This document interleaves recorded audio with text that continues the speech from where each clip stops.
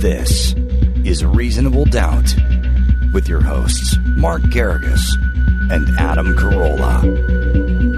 Yeah, get it on. Got to get on. No choice but to get it on. I'm going fast because we got so much to do. Mark Garrigus is in studio. Welcome to Reasonable Doubt. Best hour or so in the universe.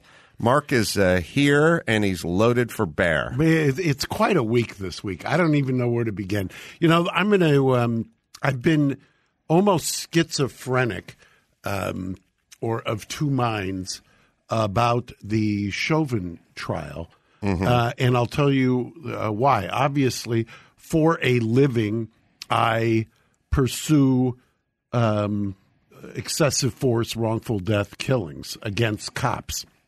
And for decades, I was a criminal defense lawyer, almost exclusively. But obviously, my practice now tilts more towards suing police departments and fighting qualified immunity and across the country.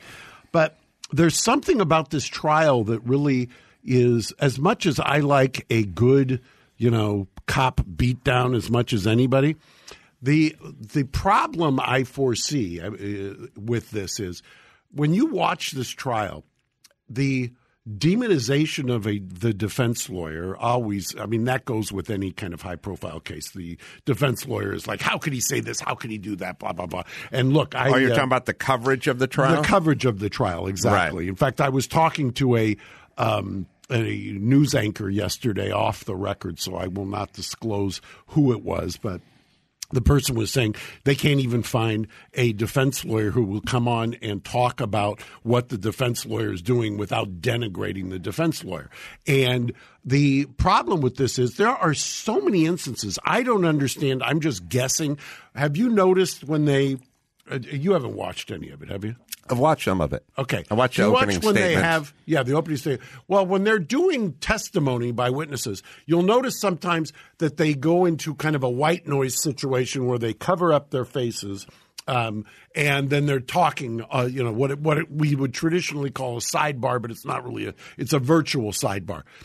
I can't imagine that somebody, at least of all the judge, isn't saying, how is this relevant? Why is this coming in? Why aren't you objecting to it? Because when you start asking the witnesses, how did you feel about this? How did it make you feel? And there's a cathartic release, and I understand everybody, who watches that, there is an emotional resonance with, you can't believe the cop did this. But at the same time, fast forward, if this is the way we allow evidence in against the cop, next time I'm doing some pro bono case where I'm defending some poor kid or a juvenile who's being tried as an adult somewhere, and if this is the standard of evidence that comes in, it's frightening to me for cases where there are people who are going to get railroaded. So be careful what you wish for here, because there is a bad precedent that is set. Now, wait, can you explain what's going on with the sidebar and the hushed tones? Well, the sidebar, I assume, and once again, this is pure rank speculation because you can't hear it and they're not releasing it, but I assume that either the defense lawyer is saying, objection, Your Honor, this is irrelevant. We shouldn't be doing this. I want to preserve my record. Or the judge is saying, wait a second here, Miss Prosecutor, Madam Prosecutor, Mr. Prosecutor, why is this relevant? Why isn't this what the legal term is, cumulative? Why are we asking about people's feelings and their emotions and things like that? I heard somebody so there must be some discussion of that, unless they're angling for a conviction and an ineffective assistance of counsel. But the explanation that I've been given, because nobody talks about this, is, well, this particular state, Minnesota, has sentencing guidelines. Under the sentencing guidelines, you have to prove facts to a jury in order to get enhanced penalties. Well, guess what? If I'm the defense lawyer, I don't need to prove facts about children being affected by this, to have 3 kids up there crying on the stand in front of the jury talking about how it affected them. That, to me, you're asking to get your – it's a slow plea, so to speak, or a slow sentencing. And it just – the public will see this, and the public, I think, has already misread it. In fact, the pundits, I think, have not commented on it, and it's incredibly frustrating. Right. So that stuff's not relevant. I mean, you being sad or not being able to sleep that night, or if it is relevant, it's not relevant times 5 witnesses. Well, times 5 witnesses. How about the guy who sold the cigarettes who called 911? I felt bad for the kid. Of course he feels bad. If he had known that by calling the police George Floyd was going to be dead, he never would have called the police. I get it. I'm there. But why should the jurors be hearing that in deciding the guilt or innocence? And by the way, if you say, well, fuck that guy Floyd, I hope he gets convicted. Fuck that guy Chauvin, I hope he gets convicted.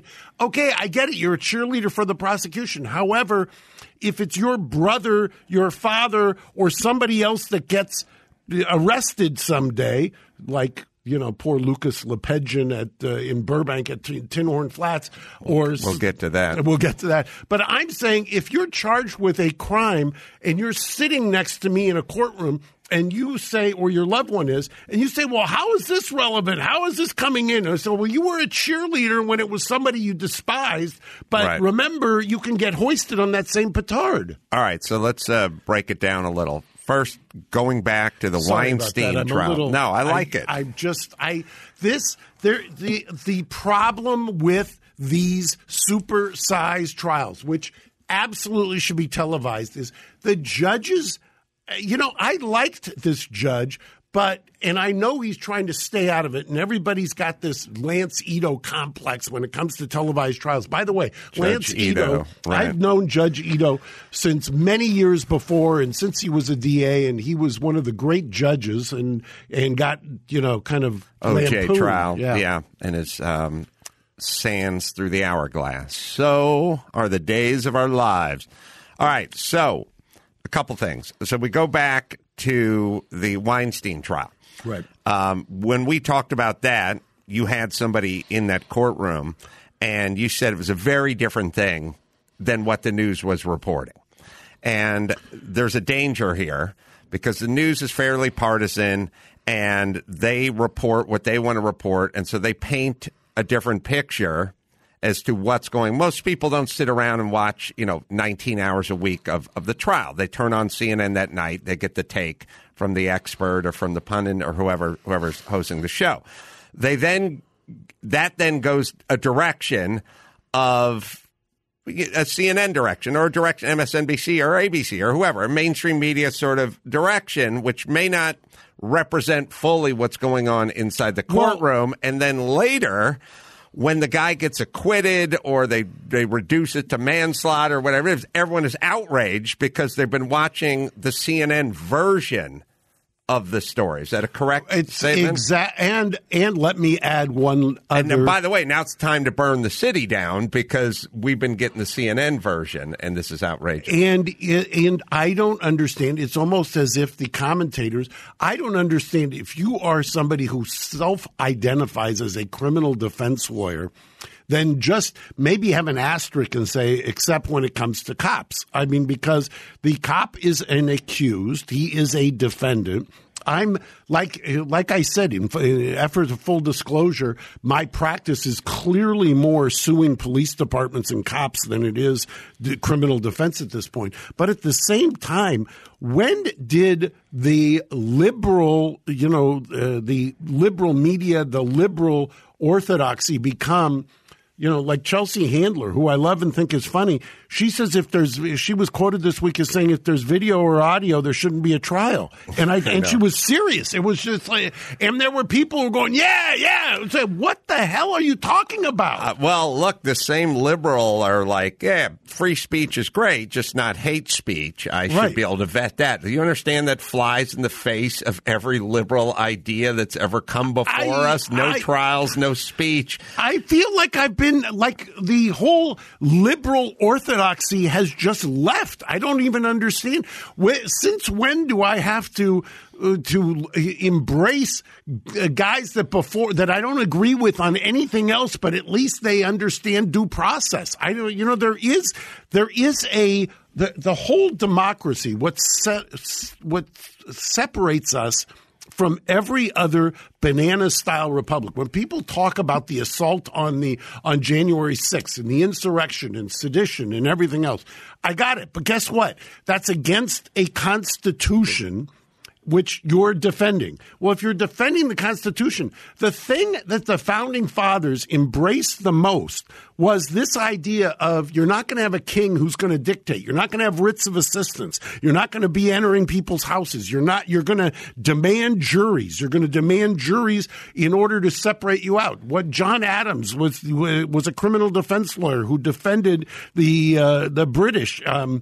And can you imagine in today's day and age what the odds are on a criminal defense lawyer? Well, it's getting to the point where the folks that even throw their hat into the ring to defend somebody who's on the wrong side of the woke mob, these people are getting doxxed and boycotted. And Chelsea Handlers, is this the world you want to live in? And by the way, here's the deal. It doesn't stop. It keeps moving. So today, we'll not have trials for people we have videotape of, but it is at some point we'll keep going way past that. And we're moving fast in that direction. And we've created this, the problem is an intellectual honesty. Everyone is so afraid of being on the wrong side of an issue. You're not. I'm not. We are here to give our opinions, both sides, on an issue. And that's what you want. It's like, I don't want to see a guy calling a football game who's a huge Steelers fan and never gives any credit to the Baltimore Ravens when the Steelers are playing the Ravens. That's not what I'm tuned in to see. I want to see a guy who knows the game, explaining when the Steelers screwed up and when they did good, and the same with Baltimore. I know. We jumped the shark. You have absolutely hit the nail on the head. I cannot even watch commentary on it because it's as if they've co-opted and there's this ideology and people have forgotten that there's a system. I mean, one of the commentators actually told me at one point, and I was thinking about this. One of the guys that has clinically lost his mind, who's commenting on this, had said when Tina was representing Smollett, well, you never should have pushed for a dismissal. You should have just pled guilty, and then they wouldn't have retried. And I said, what country are you from? I mean, what constitution are you under? I understand we now have a COVID constitution, which means we set everything aside and judges completely abdicate their judicial role, but it's a dangerous as the same people who are frightened, and I'm one of them, about overturning elections. How can you not be frightened about overturning constitutional protections? How is that not frightening to you? Well, so you studied the trial, at least as of today.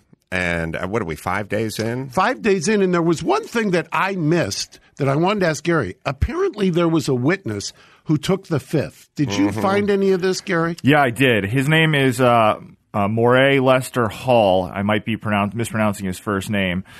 He was one of the other passengers in the car when the cops made contact with him. And made contact with George Floyd, who was asleep. Correct. And at the time, there is video of him interacting with other officers as well. And in the days following George Floyd's death, he went on a media tour and went on Good Morning America, talking about the experience of watching his friend die and how he planned to be George Floyd's voice going forward. And he has since had his lawyers submit to the court that he will be taking the Fifth Amendment if they call him, and they are basically filing a motion to ask them not to call him. And there is speculation online based on some previous charges that he had outstanding for a concealed firearm, possession of drugs, and a few others, that this gentleman may have in fact been George Floyd's drug dealer, and that's why he will be taking the fifth. Let me give you another, because perfect setup, Gary. By the way, so that people understand, it's very rare to force a judge to give immunity, but you know who can give immunity and put him on the stand immediately? The prosecution. So we've got parades of witnesses who are cathartically emoting on the stand, yet they're not going to give a immunity to a witness who was right there, who has previously gone out and talked about it. Please explain that to me. And by the way, when you say, I don't care, I don't want to hear about it, it's going to be the defense doing this or that, Once again, I'm going to tell you something.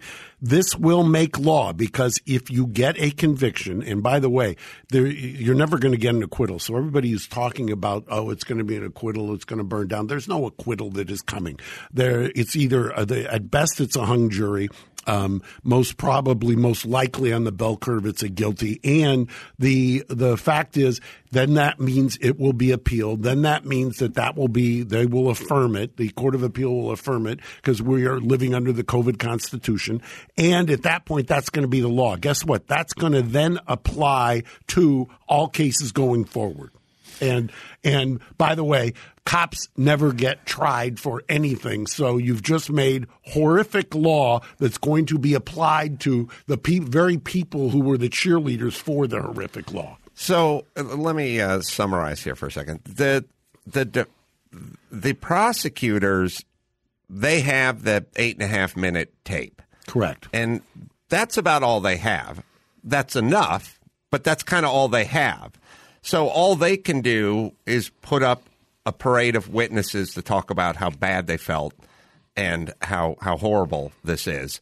But there's not that much else for them to explore. They just sort of keep going back to the tape, right? Right. Well, I mean, and look, you could have tried this case in probably 8 court days at most. I mean, and that includes jury selection. I know judges who would have made you, if this wasn't a high-profile case, they would have made you try this case in 8 days. And how do you think the defense is doing? Eric Nelson has got an uphill battle, obviously, that goes without saying. At the same time, I get so many people texting me and saying, I hate this guy. I hate his technique. I hate what he's doing. But the problem is, for him, he has to do what he's doing. He can't just phone it in. He can't say, well, the crowd is telling me that this guy is a piece of shit. My client's a piece of shit, so therefore I'm going to phone it in. That's a scary, scary prospect. Have we gotten into any medical evidence yet? Yeah. They under the guise of the EMT, and then the fire captain was on. Yes, we're taping this on Friday. Fire captain was on yesterday, who talked about when he got there that they had already done a breathing tube, and there was chest compressions. Floyd was doing chest compressions with a Nerf ball style on the site. On the scene. They also had on a bystander who they identified as an MMA fighter. I don't believe he is professional, but he came on and said that what he witnessed was George Floyd being put in a blood choke. Yeah, and that guy, see, this is another thing. I should have asked Gary, who's so sharp, that to have played part of his testimony. The way that guy's testimony was portrayed, and when you watch it, there's really somewhat of a disconnect. People can say, yeah, he was great, this or that. I will tell you that his testimony amongst certain jurors is going to fall flat. I can tell you that based on my experience. The problem with jurors who are with jury trials and trying to get this is the jurors themselves are going to see the participants there day in, day out. So they're either going to like the lawyers, dislike the lawyers. If they like the lawyers and you get a witness who comes in and is kind of a flippant towards the lawyer that they like and thinks that they're scoring points, they're out exit stage left. They're a bit player. They're a character actor in this movie. And you will find that sometimes that falls incredibly flat with jurors.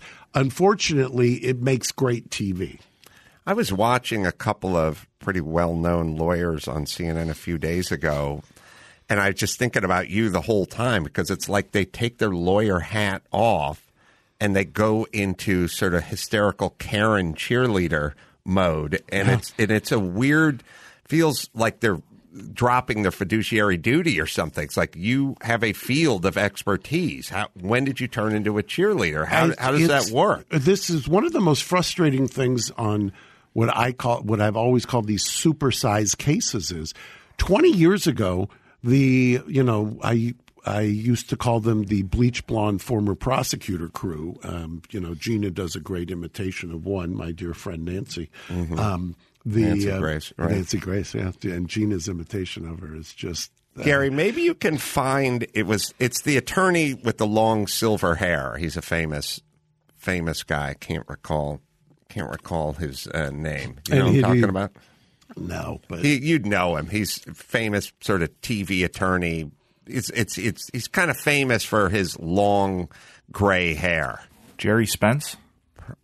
Jerry, I haven't seen in years. Jerry Spence, he wore the buckskin, right? Jacket. Yeah, he has the long. It's another guy. It's the minus buckskin. Ron Kuby? No. I'd have to see a picture. No, because Ron Kuby's got long hair, but he was this guy's 70. No. Gary's. You'll find you have to. I wish we had two cameras so you can see Gary showing. Yeah, you'll find him. I mean, it's not long. It's not down to his. It's not Rita Coolidge long. Just my deep cut for a long-haired person. But it's down to his. It's down to his shoulder. Yeah, and so when you watch it, it's because. And this is a dangerous prospect. It's like they're up there and they're going, when he put his knee on the neck of George Floyd, he put his knee on the neck of America. And I'm like, this is not legal commentary. Right. And I want to hear some comment. I want to hear your views of the trial. By the way, there's nobody who I will just keep disclosing this. Ideologically, I'm there. I'm simpatico. I do this for a living. I mean, I just had a hearing this morning on a police killing case where we represent the loved ones who were left behind high and dry. However, this is as scary to me as 20 years ago when you had the former prosecutors who just kind of shirked their duties or responsibilities and just became cheerleaders as well. You can't be the whole idea of journalism is not to be a cheerleader for the prosecution. All right. I have another case I heard about today, which I was curious about. First, let me. All right. Do you own or rent your home? Funny, we were just talking about this. I'm sure you do, and I bet it can be hard work, right? Except you enjoy it. I like work. Yeah. You know what's easy? I'll tell you what's easy. This is where I come in. Bundling policies with Geico.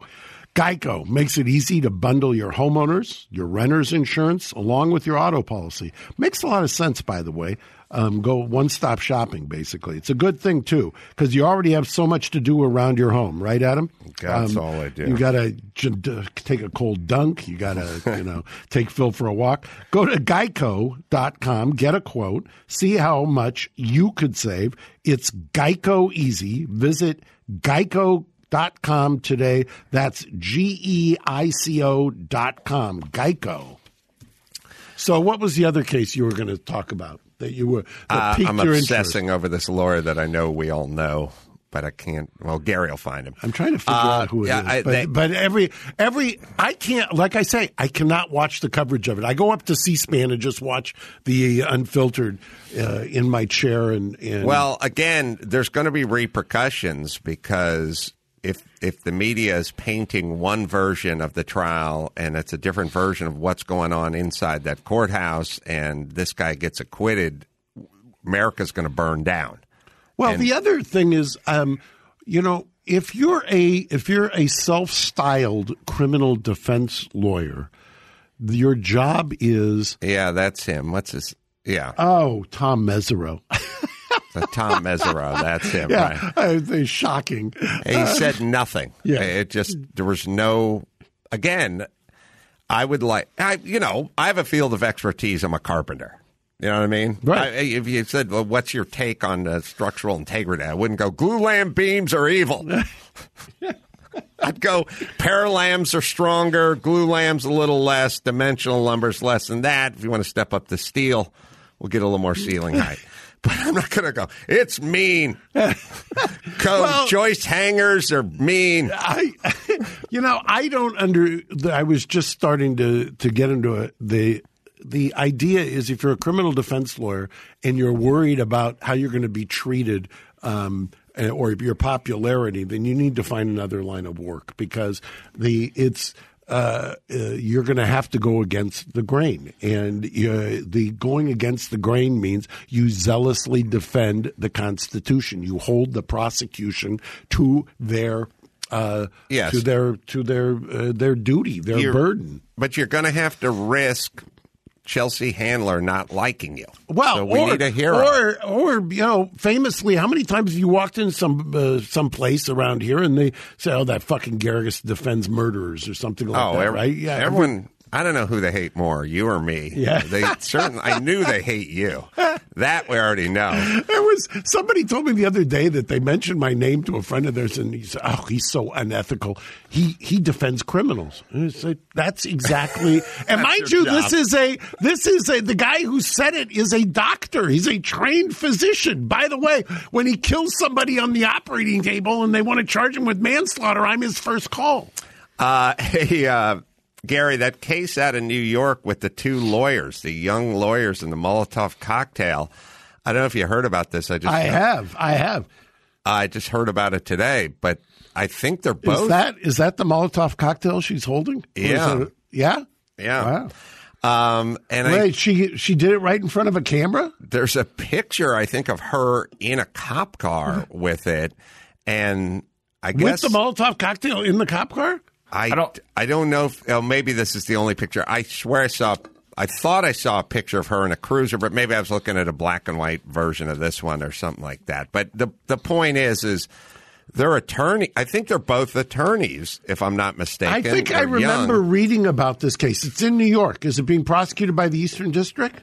Let me check on that, but it's definitely in New York. She worked for what was described as a white shoe law firm, what was furloughed when COVID started, and he works for a Brooklyn-based criminal defense outfit that's helping the underprivileged. So they are being asked. I'm already drawn towards him. Because he works for a Brooklyn-based criminal defense. The white shoe firm, she was kind of late to the party. What's the definition of a white shoe firm? White shoe firm would be somebody who represents corporations, large, well-heeled style clients, will not dirty themselves with the underbelly of criminal defense work, that kind of stuff. So that's that's kind of a Felix and Odd Couple stuff. Yeah, Felix and Oscar. Right, yeah. I don't know, Gary, if they burnt the cop car down or they're just attempting to do it. They definitely tried to throw a Molotov cocktail into an unoccupied police van. I think there's a photo of that van, which might have been what you saw. We're going to put it up. And are they detained still in custody? They may be out on bail waiting to try to settle the case. I'm not positive. Okay. This is a good case. How did we miss this? I just sort of caught it on the news this very morning, and they've been offered a plea deal, I think, because they're looking at 45 years, so potentially maximum. But I don't know the deal they were offered. Gary can see if we can find it. So, my question was, as soon as I heard about this, I said, well, if Mark was defending these two, and it sounds like the kind of case Mark might take. Yeah, I might take a case like this. This is very attractive. How would you be looking to take the plea deal? It depends. I mean, you have to know what the facts are. And I, obviously, in terms of a plea deal, you have to analyze it. You have to do everything that kind of a factual investigation. If she's holding the Molotov cocktail, that's a bad fact. Yeah. It's a weird thing. There's 330 million Americans, and we all look so uniquely like ourselves that you can't go, that wasn't me. Yeah. That's some 27-year-old bitch. I don't know who the fuck that is. I admit our eyes look alike, but that's about it. That's a facial recognition. Well, I don't know if it's insane, but there is an argument to just go, that's not me. Yeah, she looks a lot like me, but I know. It's so funny you mentioned that, because have you noticed in the January 6th photos that they've taken some of the photos of people, they've blown them up, they've pixelated them, and it's the same thing. you say, wow, how did they pick this person out of a crowd and say that this is that? And it's usually like a sliver of a side of a profile, you know what I mean? And they've made IDs and nobody's challenging the IDs. So they face upwards of 45 years in jail apiece. They've been on home confinement since June. They were offered a plea deal in February that the details have been kept sealed. And on Thursday of this week, so yesterday, the judge gave them 90 days to decide.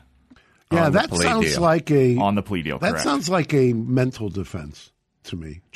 But I don't know enough about it. I'll get up to speed by next week. But that's a very interesting case. If they take a plea deal, their careers are flushed. They're done.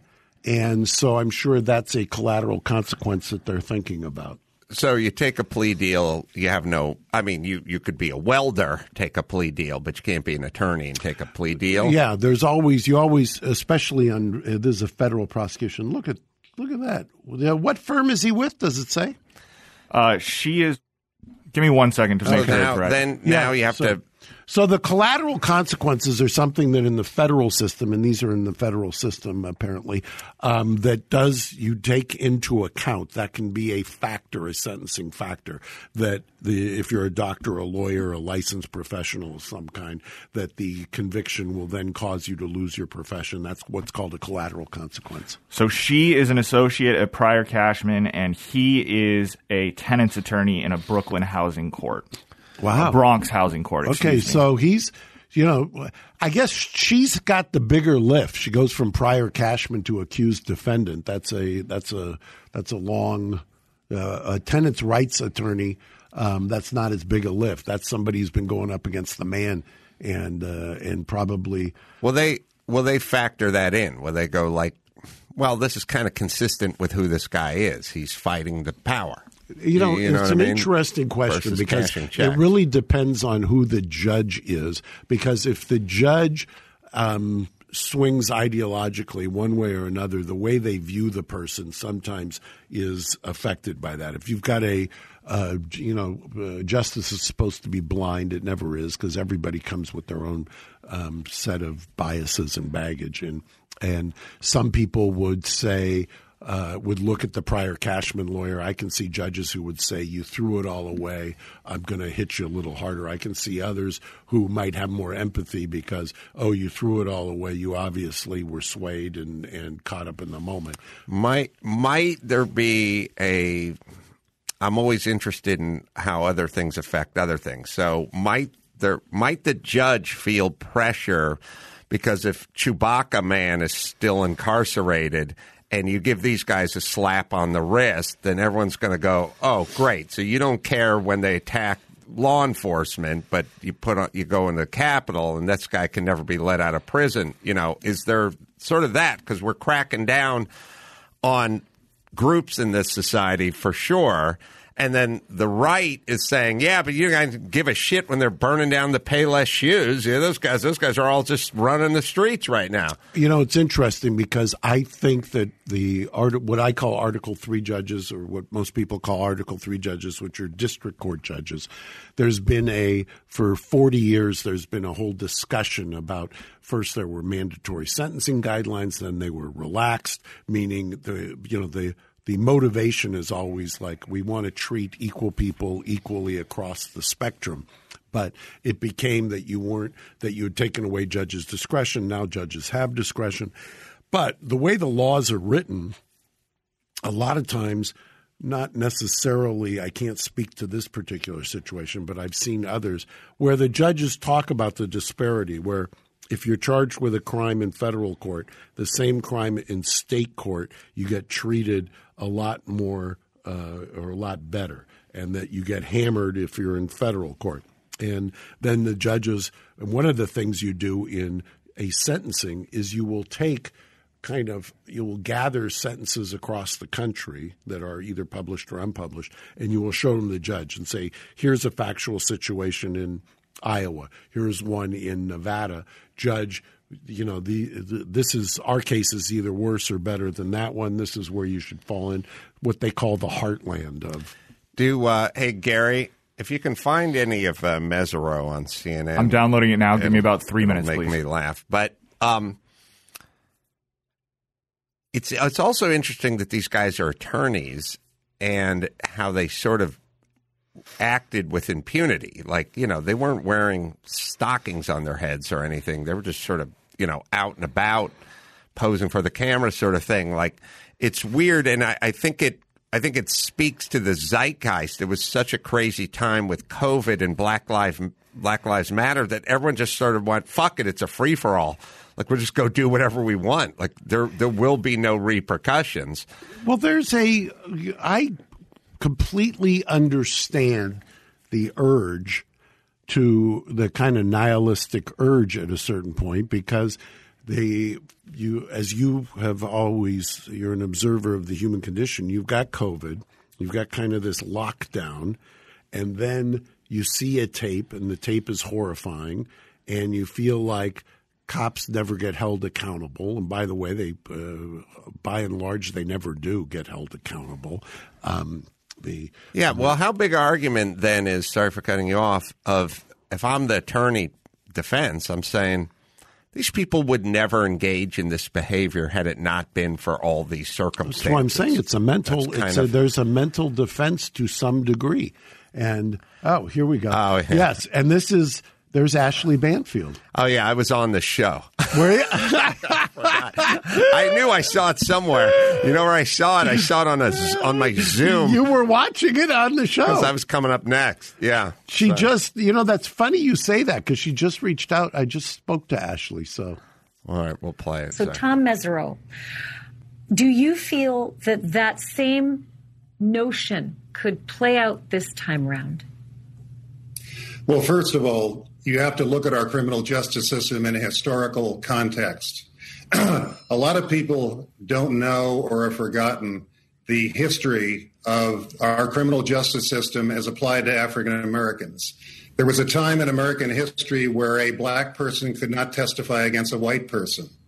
There was a time in American history where if a black killed a black person, it was considered a misdemeanor. If a white killed a black person, it was considered a misdemeanor. But if a black killed a white person, it was called a felony. All right, thanks for the history lesson, Professor. There was a time in American history where it was a capital crime if you taught a black person to read.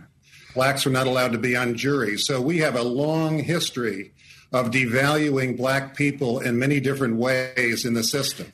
And you fast forward to today. There are a lot of people, particularly in the African American community, who've seen that tape. It's torturous, it's sadistic, it's cruel, it's monstrous, and they want to see if a jury is going to hold a white police officer accountable for the way he devalued and tortured a black person as seen on tape. Now, yes, trials are more than one piece of evidence. Trials are have many different ingredients, and jurors can be complicated as people. They can consciously believe they'll be fair, but they can subconsciously favor police, fear police. Who knows? People run the gamut of types and complexity. I think our system is on trial. I think the question of whether we can be fair to George Floyd and place him with the same value as any other American citizen, I think it's all on trial. And the defense certainly has a tough job with that tape. They're going to say there's a lot more to the story. They're going to show training manuals, and they're going to have expert witnesses say we can't figure out the cause of death precisely, and they're going to try and sow as much reasonable doubt as they can. That's what the defense lawyer's job is. But in the end, I think this is a historical period in American history where our system is on trial. Our system's on trial. You know, I didn't see you taking any notes, Mark. Do you understand there's more than one piece of evidence in a trial? It's just, Do you know that? You know what my father used to say, who was a prosecutor? He used to say, if you want to send a message, use Western Union. And nobody knows what that means anymore, except maybe you and me. But he also used to talk about Charlie McCarthy and the ventriloquist dummy. Your dad, my dad. That's great. Candace In Bergen's fact, dad. why do they have trial attorney under there? They should just put social commentator. Well, that was not that. I mean, talk about denigrate what the defense lawyer is supposed to do. No, the defense lawyer is supposed to zealously defend the client. The defense lawyer is supposed to hold the prosecution to their burden. Period. End of story. You're not supposed to be embarrassed about it. You're not supposed to be feeding the Christians to the lions. I mean, it's just people get caught up in this. And I love cops getting convicted as much as the next guy when they're outrageous. And was it torturous? Yes, obviously. Was it excessive? Yes, obviously. However, that is not what the trial is supposed to be. The trial is supposed to be beyond a reasonable doubt. And if you believe that there was a homicide, and by the way, that is up for discussion, and the defense lawyer would be ineffective as a matter of law if he did not challenge whether or not that was whether that was the cause of death. Let's shift gears to Tinhorn Flats. Do you even believe what's happening here? I mean, once again, here's another thing. The same people who will cheer me on for representation of one client will now don't know what to do because I'm defending Tinhorn Flats and the insanity, and there's no other term for it. It's insane what has happened here. For those who don't know, the Tinhorn Flats, the owner you went to high school with, correct? Pagian, yeah. Yeah. My grade. Fellow Armo. And you're kind of an honorary Armo. I'd like to think that I've been sort of grandfathered or kissed into Carolian. To the culture. Carolian. Somewhere along the line, one of your ancestors dropped the IAN. And so Adam's been known to shout a no. You know, no, yeah. Or Vutch. And so they had the temerity when outdoor dining was closed to let people pick up their food and eat on their patio. I did it. Yeah. I took Sonny there. Right. Okay. And it's I will kind of describe the scene. The place is kind of a honky-tonk. It's a Burbank fixture for 40 years. It's been sort of family run for many years. And the outdoors was socially distanced with an outdoor patio in the back and some music playing. No different than eating fast food and standing in the parking lot. Well, by the way, go to the Grove. During this entire time, you could buy food at the Grove. You could go and sit at a table or in a circle on the grass. That's what it is. Absolutely no difference, none whatsoever, except the Grove is a large entity, just like Walmart's a large entity, but they got some political juice. Some political juice. Right. Or like Pineapple Hill and Angela, where she shut down 25 feet away the Hollywood production company can work. Okay. And our judicial giants have decided under the COVID Constitution, we defer to the emergency powers, which, by the way, emergency has now been stretched to over 1 year anniversary. Right. So Tinhorn Flats remained open, and then the Burbank City Council got involved. Yeah. The county health department, one of my favorites, we do a county health hearing. In the county health hearing, I say during the time period when you're trying to cite them, there was a Superior Court judge, Judge Chauvin, who had issued an order saying you had no science or data during that 1 week period of time. And he had restrained you. You tried to enforce the county ordinance, not the state, which was in effect. And therefore, my client had a good faith belief that they were operating legally outdoors because a Superior Court judge found that there was no data or science. So that's the argument. County health officer says, mind you, in this hearing, there are two lawyers, not one, but two lawyers from county counsel's office. I make my final argument. They then issue an order that says, we're not going to address the legal issues Mr. Garrigus raised because that's legal and I'm a county health officer. And I said, well, wait a second. You had two lawyers there. What were they there for? Just burning county time?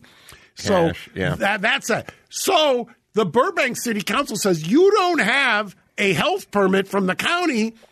we're going to revoke your conditional use permit. You can't be in business. Alex, who did the hearing with the Burbank, said, well, wait a second. They had a good faith belief that the judge said there was no data on outdoor dining and they had been restrained, and it was the Court of Appeal hadn't ruled yet. One of there's a guy, Constantine Anthony or something on the. Yeah. This clown goes, I don't care what an L.A. Superior Court judge says. Oh, wait a second. You're the one who went down to L.A. Superior Court. You had the city attorney go down there. You don't care.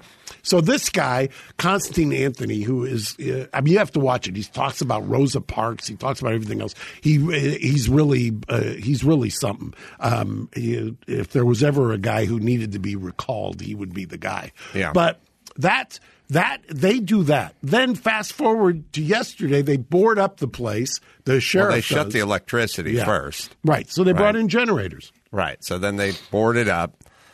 But this is where they're spending their calories. Yeah. They're burning calories on small businesses who've defied them over something that has no no scientific. No scientific. There's nobody who's ever said there's any scientific basis for this. In fact, if you look, you want data? I'll give you data. They shut down outdoor dining on November 25th. The next 6 weeks, we surged. That was where you want to talk about the data. That's the data. It's irrebuttable. You know what's crazy? I talk to Drew about this all the time. There is no evidence of outdoor transmission.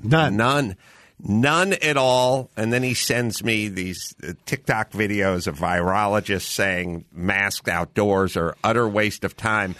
I walked our horse trail in between our houses the other day. Mask wearing is up 61%. Yeah. I did not pass a human being with the sun shining and the wind blowing on that trail that was not masked up. What is up, Mark? How malleable is everybody? What is going on? 3 times a Superior Court judge issued an order to show cause to the county. Give me anything that shows outdoor dining. You know the one piece of evidence they gave? They said, well, people will laugh or shout. By the way, I still can't turn a TV on outdoors. That's still the law in the county of Los Angeles.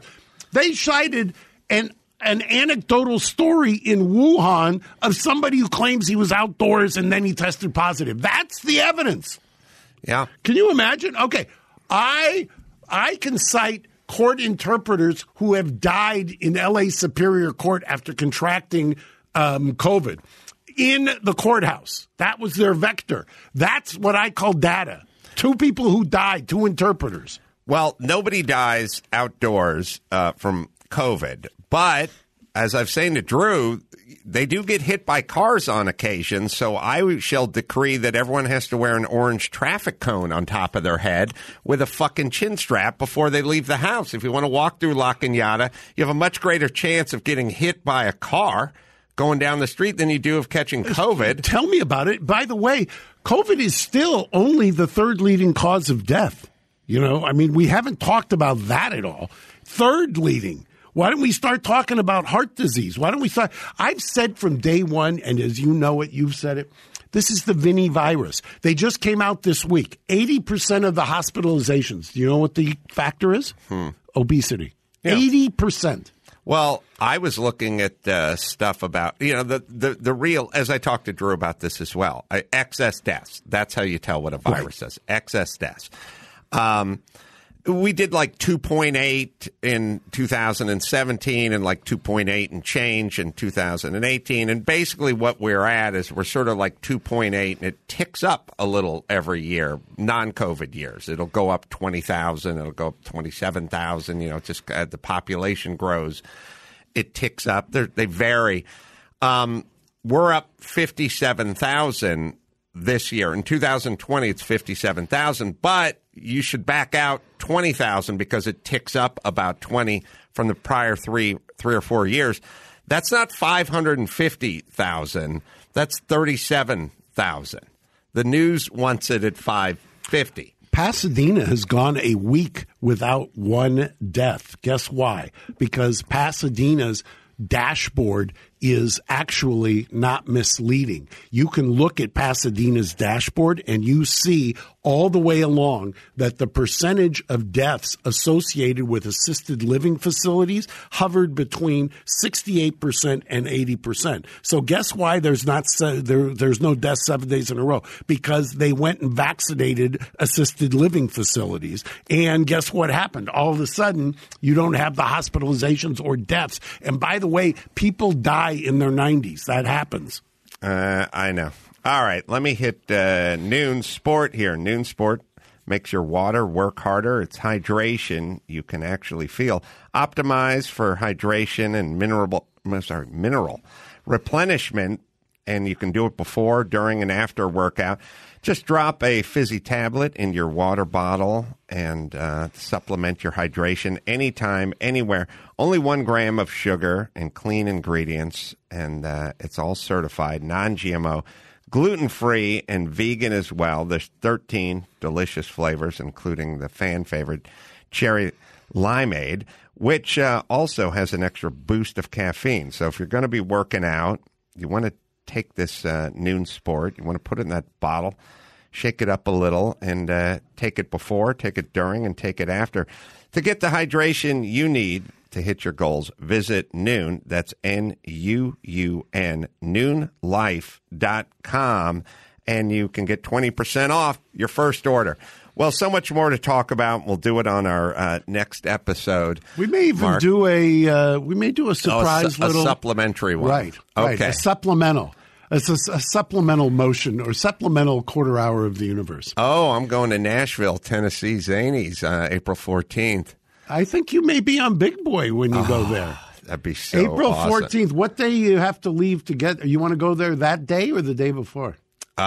We'd like to go that day. The 14th. The 14th. I'm Big Boy. We could probably go the day before. Yeah. Well, whatever you want. It's your plane. What day of the week is 14th? I think Wednesday. it's a Wednesday. Yeah. Okay. Where are you going? Are you going to New York? No, I'm going to be in West Virginia. I've got part of the crew is coming back to L.A. for an appearance. Then they're coming back through Nashville, dropping you, I think, and then grabbing me.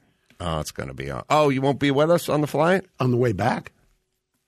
Oh no, I think we're flying back somewhere else. Oh, you are? Yeah. Oh. Shit, man. Okay, I may have to change things around so I'm with you on the flight. Well, we'll see. We're going on to Florida. Are you? From Nashville. Wow. Going to Tucker's house. Isn't he in the hinterlands somewhere? He's way the hell off the grid. And I'm sure that's speaking of off the grid, boy, we can talk about Matt Gaetz. He threw Matt Gaetz off the grid. Oh, didn't that he? was crazy. Yeah, we'll get into all that. Anyway, go to AdamCarolla.com and you'll see where I'm doing live shows everywhere. And you can check out our Pluto TV channel 585 with all their stuff on it. Mark, what do you got? I got, look, we're open Prova in the Grand Central Terminal. Come by. Prova, Moxie Times Square, V Palm Springs. I was there. They had to send a SEAL team to extract me from the place because I never wanted to leave. I know. Ask Gary. The Casa Tropicana in San Clemente is fantastic. Stop by there. And coming in about 2 weeks, we're opening up Capri in the Hamptons. So come over there and be hoity-toity. So until next time, Adam Carolla for Mark Garriga saying mahala. Thanks for listening to Reasonable Doubt. Tune in next Saturday for an all-new episode.